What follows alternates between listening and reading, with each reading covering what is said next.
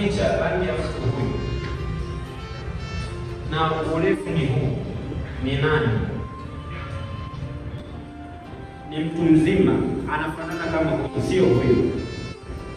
Anafanana kama huyu. Wewe ni mmoja. Ni mrefu kidogo. Ameinama ndio. Na kama nikisema mtu akinama. Rangi yake ikoje? Kama huko. Anaamka nani?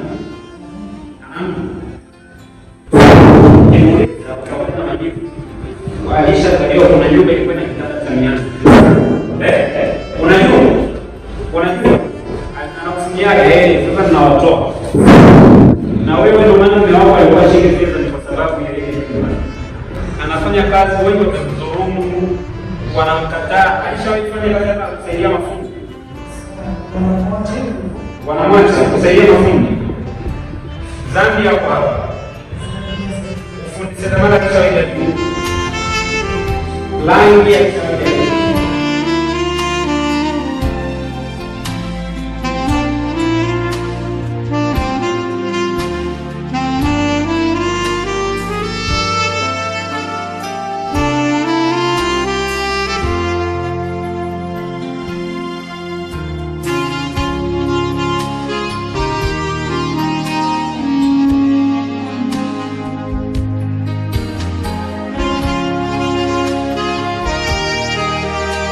Watu wa Mungu, ndugu mpenzi mtazamaji wa Heaven Light TV, hii ni Light of the World, huduma iliyopo chini ya mtumishi wa Mungu Nabii FM Judy Kete.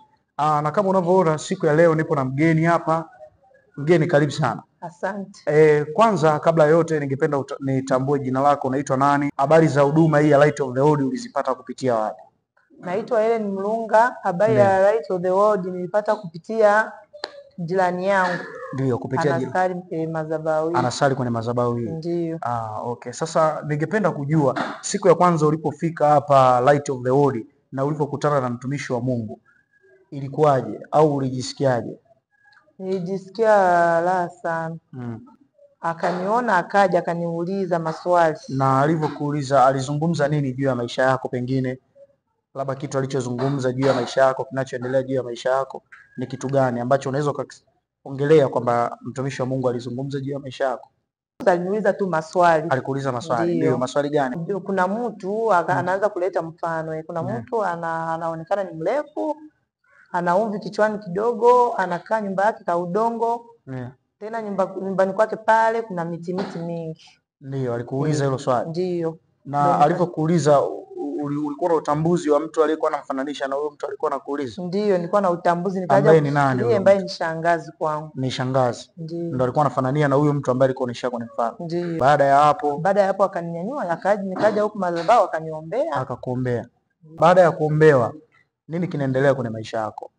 Naona maisha yanaendelea vizuri. Ndio, ni tofauti na mara ya kwanza kabla hujafika kwenye madhabahu hii? Ndio, kwa sababu nilikuwa naota ndoto mbaya, lakini hizi siku ngapi sijui wiki imepita sijaoteka ndoto mbaya. Ulikuwa na changamoto ya ndoto? Ndio, nilikuwa na changamoto. Ina maana baada ya mtumishi wa Mungu kuombea sasa hizi unaona mambo yako ni tofauti? Yanaenda vizuri.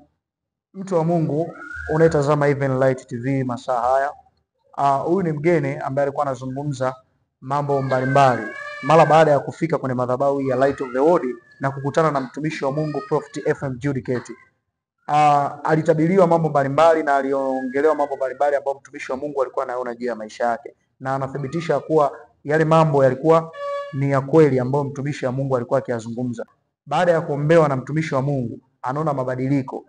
Kumbuka ni ibada yake hii ni ibada yake ya pili toka afike hapa. Ibada yake ya kwanza baada ya kuombewa ameona mabadiliko. Pia una neno gani la kuambia watu wanaokutazama sasa hivi? Nina neno la kuambia, nasema watu karibuni, njooni madhabahu, watu wanapona, watu wanatoa ushuhuda mbalimbali. Tena tunashukuru mchungaji tusaidia kwenye maisha. Ndio. Tunaona Mungu anazidi kumuonyesha. Kama Jumapili hii tumefaidika kwa neno la Mungu aliyotupa na alivyotutabiria. Tunajua hivyo vitu vitafanyika. Okay.